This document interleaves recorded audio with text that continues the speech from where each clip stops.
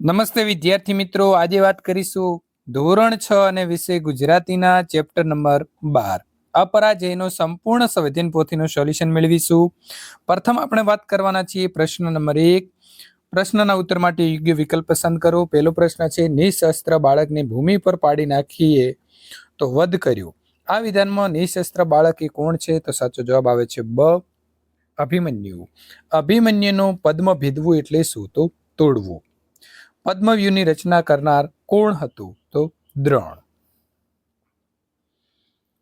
પ્રશ્ન નંબર 2. કૌંસમાં આપેલા શબ્દોને યોગ્ય ક્રમમાં ગોઠવો. કશો ફેરફાર વિનાનો તો અકબંધ, ચક્ર જેવા આકારનું ચક્રાકાર, શબ્દ વિનાનું નિશબ્દ, સહેલાઈથી ન મળે એવું દુર્લભ, લશ્કરી સૈનિકોને રોકવા માટેની જગ્યા શિબિર, શોકમાં પડેલું તો આવશે વિષાદગ્રસ્ત. પ્રશ્ન નંબર 3. આપેલા પાત્રો વિશે ઇન્ટરનેટના માધ્યમથી માહિતી મેળવી અને લખો. કૃષ્ણ. શ્રી કૃષ્ણ એ હિન્દુ ધર્મના મહાન દેવતા છે, જેઓ ભગવાન વિષ્ણુના અવતાર તરીકે માન્ય છે. તેમનો જન્મ ગોકુળમાં યાદવ કુળમાં થયો હતો. ભગવદ્ ગીતા તેમના શબ્દોમાં કહેલું છે. તેમનું જીવન ભક્તિ, કરુણા અને ચાતુર્યનું પ્રતીક છે. અભિમન્યુ. અભિમન્યુ પાંડવોના મહાન યોદ્ધા અર્જુન અને સુભદ્રાનો પુત્ર હતો. અભિમન્યુ ચક્રવ્યૂહને ભેદવામાં સમર્પણ અને કૌશલ્ય બતાવ્યું, પરંતુ તે પોતે તેમાં ફસાઈ ગયું. તેમણે એકલા હાથે દુશ્મનો સામે લડતા તેમના જીવન બલિદાન આપ્યું, જેણે પાંડવોને સંઘર્ષમાં પ્રેરણા આપી. દ્રૌપદી. દ્રૌપદી પાંડવોની પત્ની અને મહાભારતની મુખ્ય નાયિકા હતી. તેણીનો જન્મ અગ્નિમાંથી થયો હતો, જેના કારણે તેણીને યજ્ઞસેની પણ કહેવામાં આવે છે. તેમનું અપમાન અને અપમાન મહાભારતના યુદ્ધનું મુખ્ય કારણ બન્યું. અર્જુન. અર્જુન મહાભારતના મહાન યોદ્ધા અને પાંડવોમાંથી એક હતો, જે ધનુષ્ય ચલાવવામાં અજોડ હતા.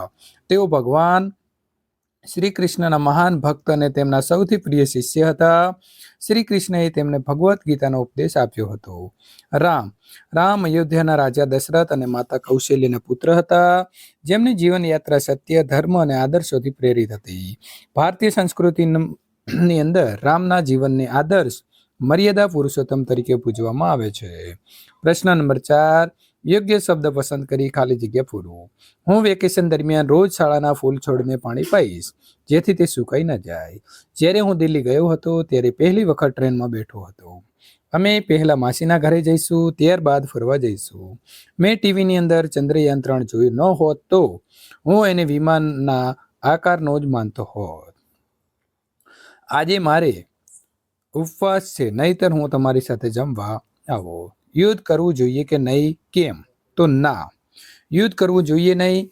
કેમ કે યુદ્ધ વિનાશકારી હોય છે. યુદ્ધમાં જે શસ્ત્ર વપરાય છે તેની અસર લાંબા ગાળાની હોય છે. યુદ્ધથી માનવ જીવન પોસાય નહીં, એવી ખોટ ભોગવવી પડે છે. જાપાનના હિરોશીમા અને નાગાસાકીના યુદ્ધનો ઇતિહાસ આપણને યુદ્ધ ન કરવાનો સંદેશ આપે છે.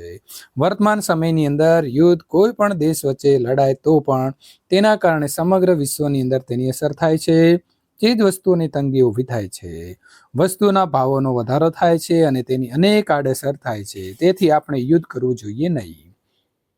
પ્રશ્ન નંબર 6. તમે ક્યારેય કોઈની સામે લડ્યા છો? તો મિત્રો તમારે જાતે લખવાનું રહેશે. પ્રશ્ન નંબર 7. ઉદાહરણ મુજબ શબ્દો બનાવવાના છે.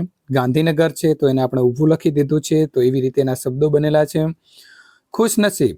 તો ખુ એટલે ખુરશી, સ એટલે શરણાઈ, ન એટલે નગર, સી એટલે સીમાડા અને બ એટલે બળદ. મગ મગાટ. મ એટલે મરચા, ઘ એટલે ઘર, મ એટલે મગર, ઘા એટલે ઘાયલ અને ટ એટલે ટપાલી. અપરાજય. અ એટલે અમર, પ એટલે પર્વત, રા એટલે રાજા, જે એટલે જેવડું, ય એટલે યમરાજ. અવકાશયાન. અ એટલે અટલ, વ એટલે વન, કા એટલે કાબર, સ એટલે શરણ, યા એટલે યાદી અને ન એટલે નરમ. ચારેકોર. ચા એટલે ચાદર, રે એટલે રેવડી, કો એટલે કોયલ અને ર એટલે રસોઈ. પ્રશ્ન નંબર 8.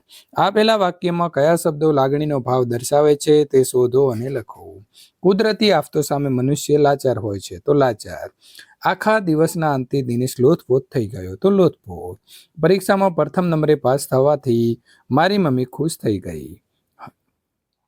ખુશ. શહેરની ધમધમતી સડકો ઉપર ચીનુ શાંત ઊભો હતો, તો શાંત. પોતાની નજર સમક્ષ દીકરાને ભૂખે તરવરતો જોઈ માએ અસહ્યતાનો અનુભવ કર્યો. તો આમાં તરવરતો પણ આવે અને અસહાયતા પણ આવશે. પ્રશ્ન નંબર 9. આપેલા ફકરાનું વાંચન કરી સમય નહોતો. તો અહીં સરસ મજાનો ફકરો આપેલો છે. મહાભારત એ ઋષિ વેદવ્યાસ રચિત એક મહાકાવ્ય છે. તેના કવિ તો વેદવ્યાસ છે, પણ તેના લૈયા ગણેશજી છે. તેમાં કુરુવંશના 2 ભાઈઓના પુત્ર, પાંડુના 5 પુત્રો યુધિષ્ઠિર, ભીમ, અર્જુન, સહદેવ અને નકુલ જે પાંડવો તરીકે ઓળખાય છે, અને ધૃતરાષ્ટ્રના 100 પુત્રો કે જે કૌરવો તરીકે ઓળખાય છે. આ બંને વચ્ચે થયેલા યુદ્ધની કથા છે. આ ધર્મ યુદ્ધની અંદર કૃષ્ણ પાંડવોના પક્ષમાં રહીને અર્જુનના સારથી બને છે. યુદ્ધની શરૂઆતમાં અર્જુન પોતાના જ સગા સંબંધીઓ સાથે યુદ્ધ કરવાનો હોવાથી વિટંબણા અનુભવે છે. ત્યારે કૃષ્ણ તેને ઉપદેશ આપે છે. કૃષ્ણ અને અર્જુન વચ્ચેના સંવાદને મહાભારત મહાકાવ્યના 20મા પર્વમાં છે. તો 1 મિનિટ અને 8 સેકન્ડ પ્રથમ લાગી, બીજા વાચનમાં પાછી 5 સેકન્ડનો ઘટાડો અને ત્રીજામાં પાછો 5 સેકન્ડનો ઘટાડો. પ્રશ્ન નંબર 10, વાક્ય વાંચો, તેના આધારે આપેલી પ્રવૃત્તિ કરો. તો આપણે જોઈશું કે જે લાગુ પડતું વાક્ય છે તેની સામે ખરાની નિશાની કરવાની છે. દ્રોણે યુદ્ધના તમામ નિયમો અને માનવતાના તમામ મૂલ્યો એક બાજુ મૂકીને કૃપાચાર્ય, બૃહદબલ, કૃતુવર્મા અને કર્ણને એક સાથે અભિમન્યુ પર ધસી જવાનો આદેશ આપ્યો અને પોતે પણ તેમાં જોડાયા. તો દ્રોણે અભિમન્યુ ઉપર ધસી જવાનો આદેશ આપ્યો.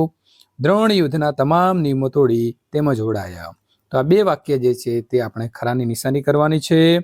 ત્યારબાદ આગળના ચેપ્ટરનું સોલ્યુશન મેળવવા માટે નીચે ડિસ્ક્રિપ્શનની અંદર આપેલી લિંક ઉપર ક્લિક કરી અને મેળવી શકશો.